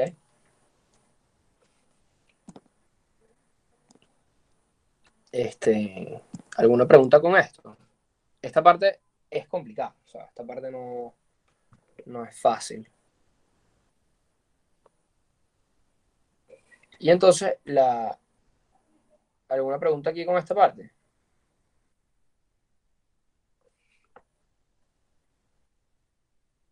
Ok. Eh, y entonces, al final, lo que nos queda es, bueno, distinguir. O sea, hacer lo mismo, es el mismo análisis, los mismos dos análisis, subjetivo y objetivo, con empresas pequeñas, con empresas medianas, con empresas grandes y con empresas jóvenes establecidas o antiguas. ¿Ok? Entonces, ¿cuáles son los resultados? Bueno, para las empresas, si lo quieren ver aquí rapidito, por ejemplo, para las empresas jóvenes, lo importante es el nivel educativo de sus empleados y su acceso a electricidad. Eso es lo que parece ser más relevante. Con 99% de confianza y 97% de confianza, podemos decir que esos dos son significativos. El resto no son. Para las empresas establecidas, o sea, de 6 a 15 años, lo importante es que tengan una cuenta bancaria, que tengan una línea de crédito, que tengan una fuerza laboral más educada que el promedio y que tengan acceso a electricidad. Con 99% de confianza podemos decir que las primeras tres son significativas y con 97% de confianza podemos decir que la electricidad es significativa. Y las antiguas, bueno, lo importante para las antiguas ya no es tanto la bancarización, sino el crédito. Fíjense que cambia el orden y, bueno, y la educación. Y deja de ser importante la electricidad, deja de ser importante este, el agua o cosas así. Okay, entonces, vamos a verlo más concreto. De manera más concreta, bueno, fíjense que antes teníamos bancarización, o sea, en promedio, si agarras las 131.000 empresas, lo importante era bancarización, acceso al crédito, empleados poco educados, agua y electricidad. Fíjense que cuando agarras empresas pequeñas, que son de 5 a 19 empleados, las cosas cambian. O sea, cuando estás hablando de empresas que ya no son el promedio de la empresa, sino nada más la población de empresas entre 5 y 19 empleados, ya, por ejemplo, el acceso al crédito no es significativo. Este, ¿Dónde está? Ajá, las pérdidas por falta de electricidad no son significativas. Ok, entonces hay variables que antes eran significativas y ya no. ¿Y qué es significativo ahorita? ¿Qué es nuevo? La competencia informal. ¿Ok? Entonces, la bancarización sigue siendo importante y los empleados poco educados siguen siendo importantes. Fíjense el coeficiente de significancia, con más del 99% de probabilidades de confianza, podemos decir que son significativos, estos dos. Pero ahorita, el tercer binding constraint, la tercera tabla más bajita, por donde se está chorreando el agua, ¿ok? Es la competencia informal. Algo que antes era irrelevante. Para el promedio de las empresas, la competencia informal es irrelevante. Para las pequeñas, es muy relevante. ¿Ok? Este, para las pequeñas es muy relevante. De hecho, si una empresa pequeña tiene competencia contra empresas informales, tiene 11% de probabilidades menos de invertir en innovación. O sea, ya la probabilidad cae una vez a 89%. Este, Fíjense entonces, ajá, empresas medianas. Las empresas medianas ya se empiezan a comportar un poco más como el promedio, pero no tanto. ¿Okay? Entonces, ya en las empresas medianas, por ejemplo, lo importante no es la bancarización, como era antes. En las pequeñas lo importante es la bancarización, no el acceso al crédito. Pero en las medianas ya, fíjense que la bancarización no es significativa. ¿Okay? Lo importante ahora es el acceso al crédito. Ya pasaron ese primer nivel de crecimiento de esas empresas, ya pasó. Ya en promedio casi todas están bancarizadas y si no están bancarizadas por algo. ¿Okay? Y el binding constraint para invertir en innovación, probablemente también porque las inversiones en innovación de empresas medianas son más caras y necesitan crédito. ¿Okay? Empiezas a tener como binding constraint de las variables financieras No si tienes una cuenta, sino si tienes una línea de crédito. ¿Okay? Empleados poco educados sigue en el tope. ¿Okay? Y entran dos nuevas. Hay dos variables nuevas. El tiempo dedicado a la burocracia empieza a ser importante para ellos.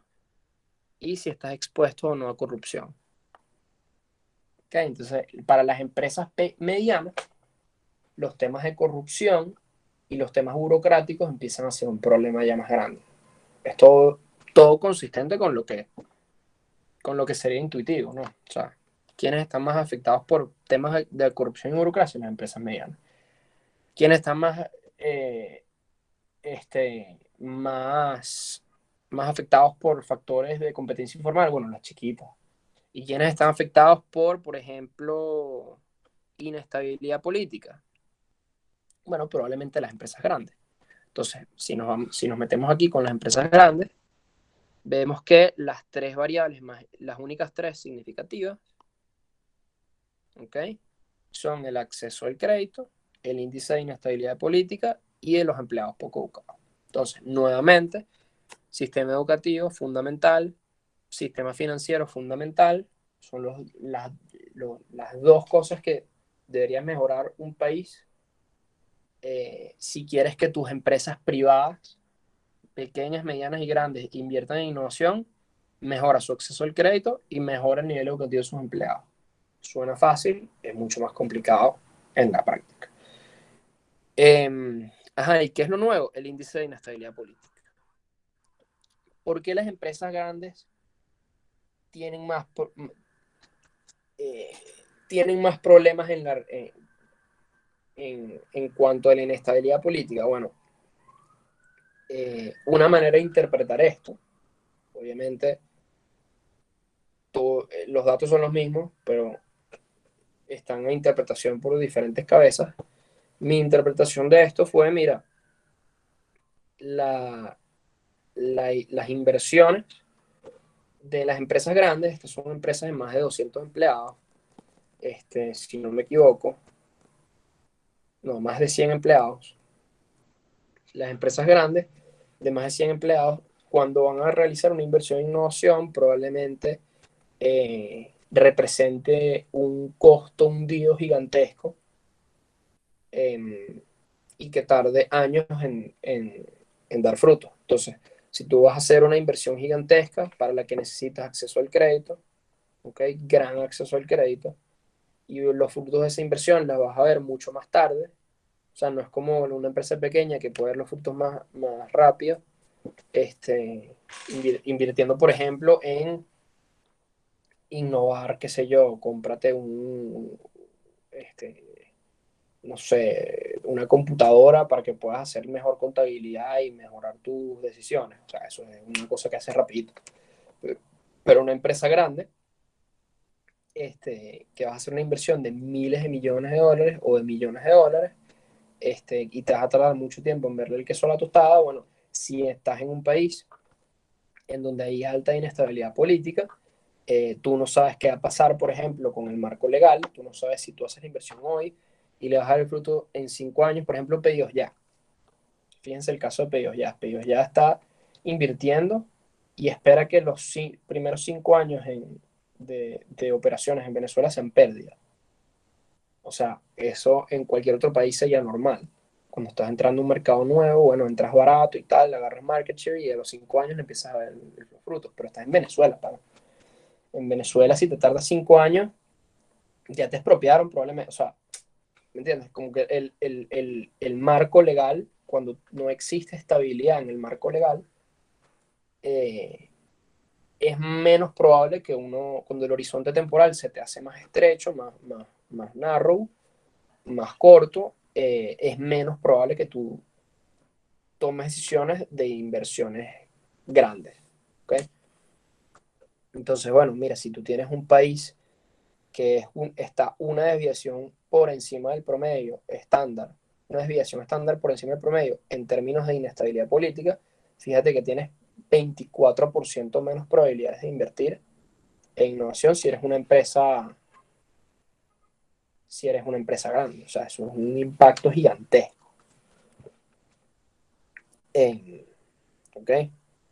Este, entonces, bueno, ¿cuáles son las conclusiones?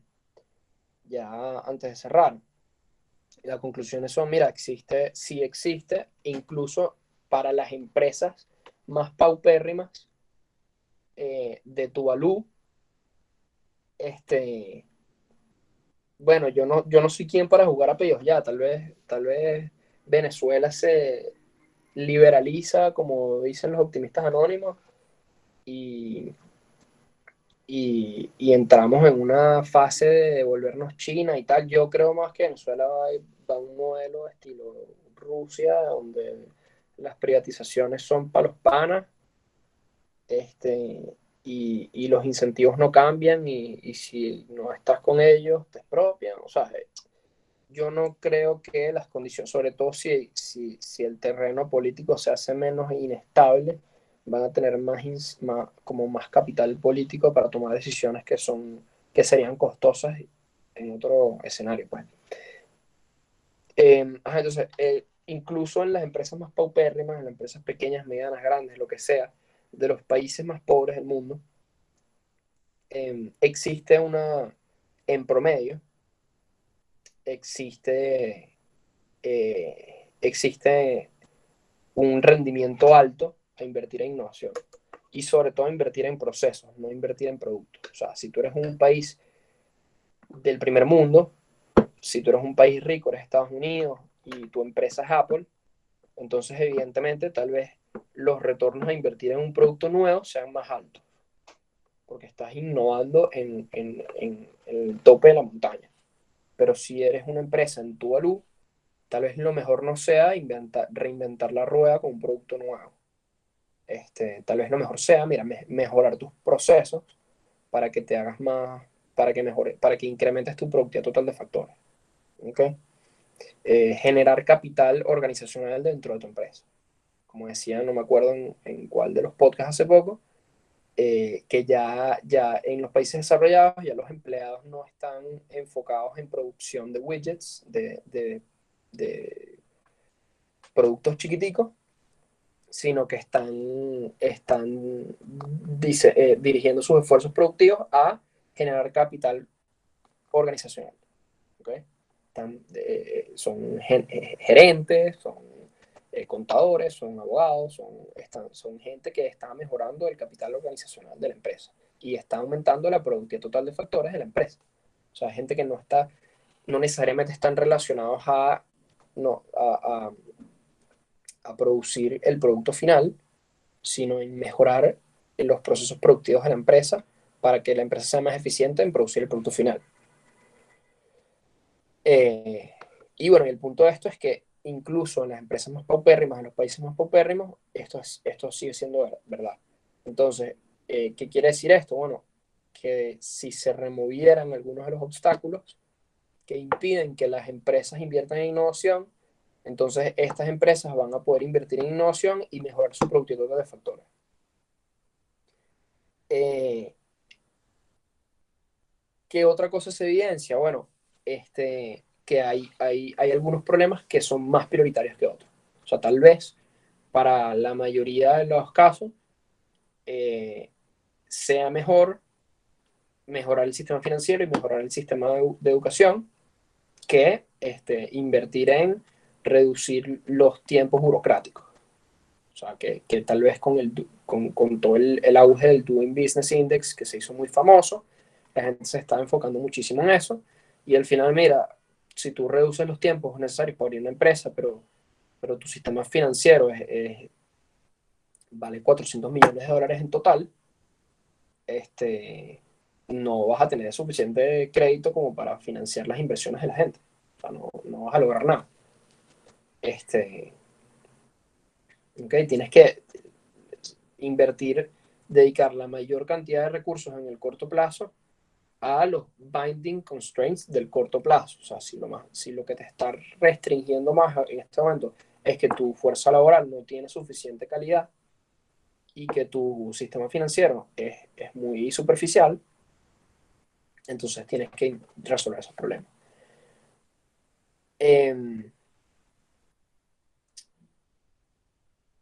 ¿Qué otra cosa es importante? Bueno, los distintos subgrupos sea, no es como estábamos viendo ahorita, que tú tienes un GDP Factory, como en el modelo de Solo, tú tienes un GDP Factory y tienes una función de producción promedio del país y tienes que maximizar eh, el output de esa función de producción promedio de tu país. No, o sea, mira, hay distintas poblaciones. Tienes empresas chiquitas, empresas medianas, empresas grandes. Tienes empresas jóvenes, empresas establecidas y empresas antiguas. Y cada una de ellas tiene necesidades específicas.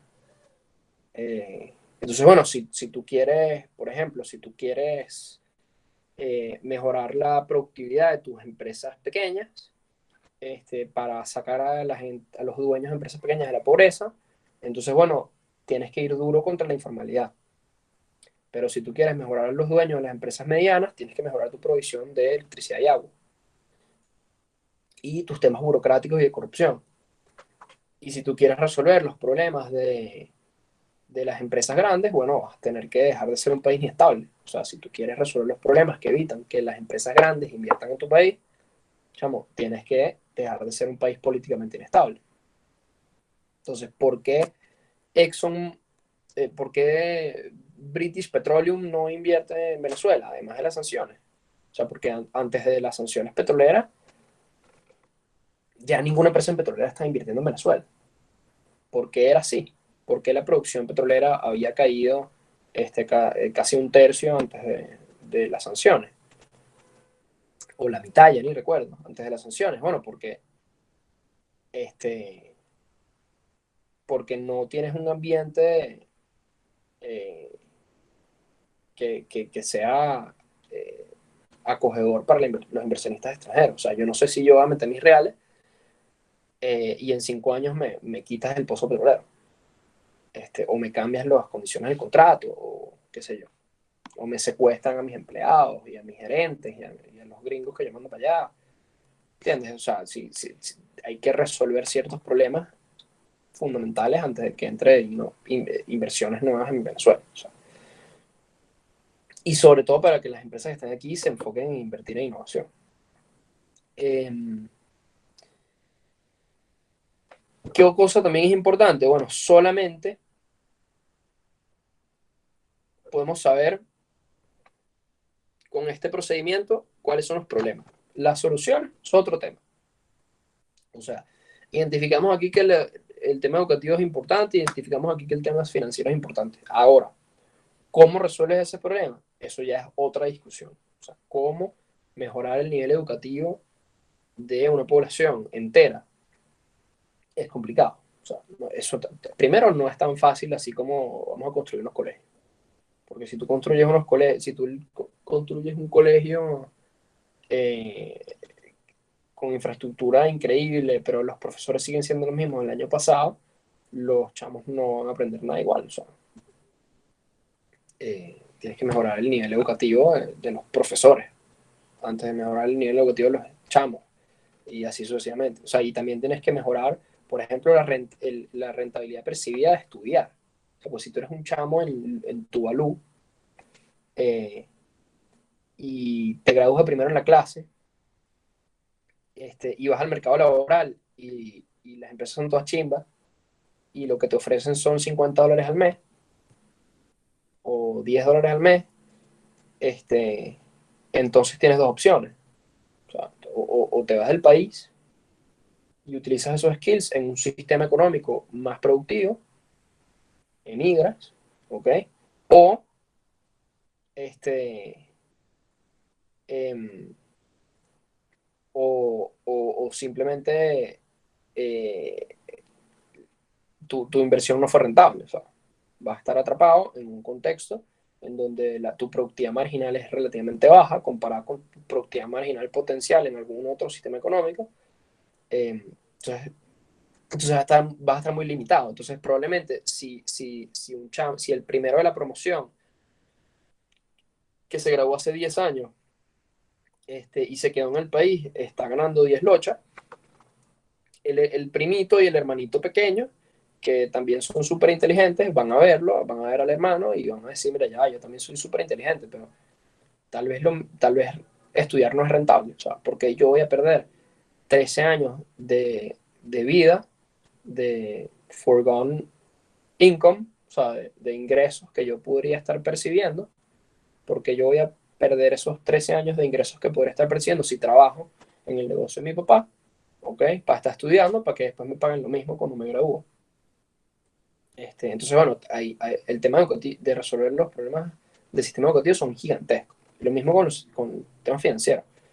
Pero sin duda alguna es importante que se resuelvan. O sea, hay un tema ahí de huevo y la gallina, de, de cómo haces para generar un huevo sin una gallina o una gallina sin un huevo y que existan ambos,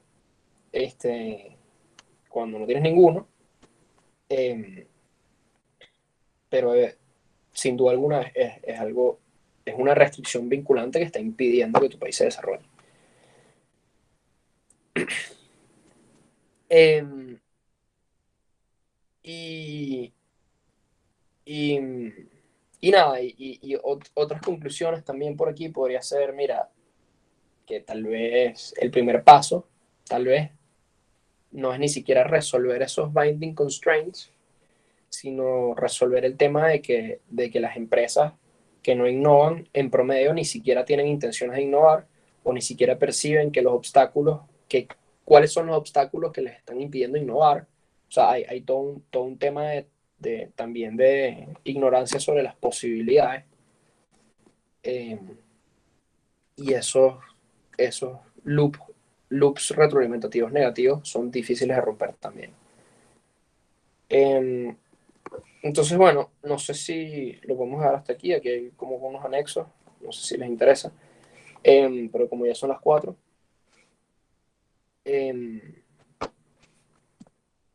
no sé, me pareció importante que vieran esto. Primero porque para que vean que las herramientas estadísticas que han aprendido y que van a aprender, se puede hacer algo.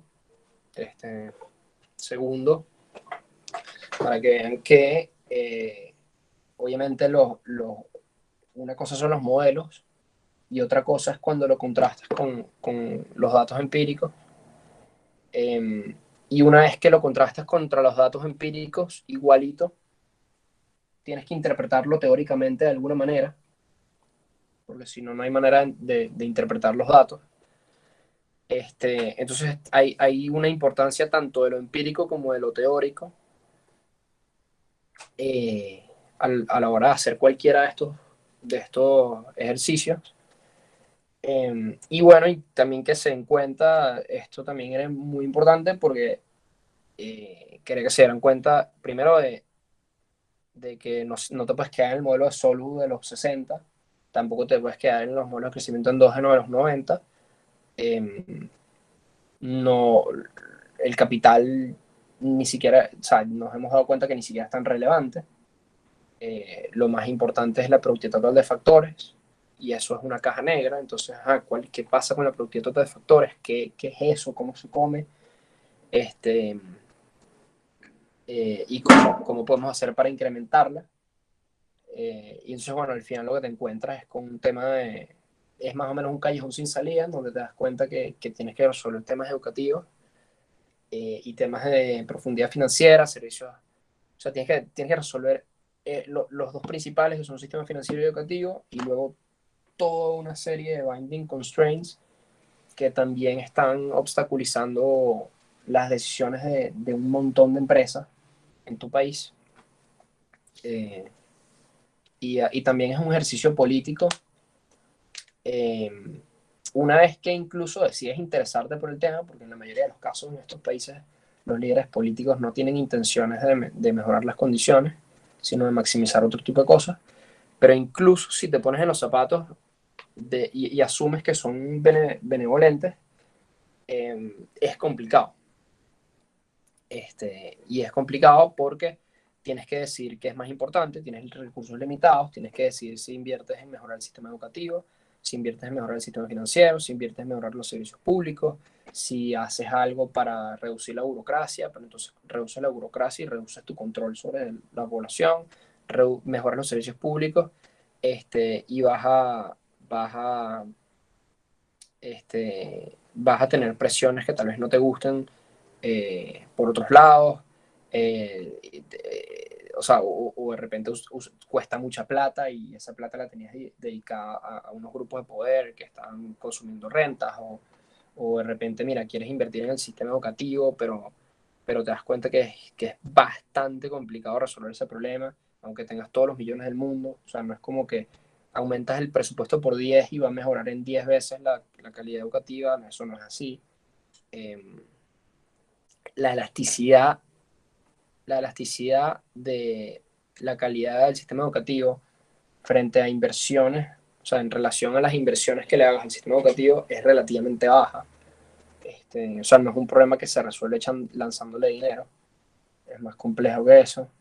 Entonces, bueno, el tema al final es que la conclusión es que todo es bastante complicado y no hay una solución one size fits all, pero igual es una manera de iluminar el camino un poco más en la dirección correcta, desechar cosas que ya no son tan relevantes, como por ejemplo el tema del tamaño de la fuerza laboral. O sea, nos hemos dado cuenta que, mira, el impacto del tamaño de la fuerza laboral sobre el PIB es cerca de 10%, sobre el PIB per cápita.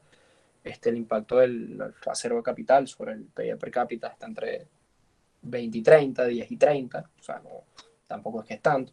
Todo el resto es productividad total de factores. O sea, entonces, ¿cómo haces para que las empresas inviertan ellas mismas en mejorar su productividad total de factores? Eh, ¿Alguna pregunta? Ya la semana que viene vamos a ver un modelo nuevo, el modelo de Ramsey, que es el capítulo 2 del barro. Y cuando terminemos con el modelo de Ramsey, vamos a arrancar con ciclos económicos y luego instituciones. Y eso sería todo lo que va para el examen. Es decir, lo que falta ahorita antes del examen es modelo de Ramsey, ciclos económicos, instituciones.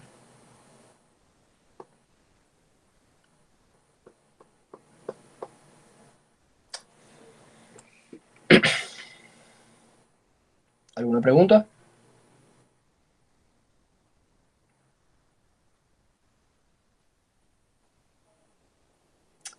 Buenísimo. Bueno, entonces nos vemos entonces el martes o el lunes cuando me manden las tareas por WhatsApp.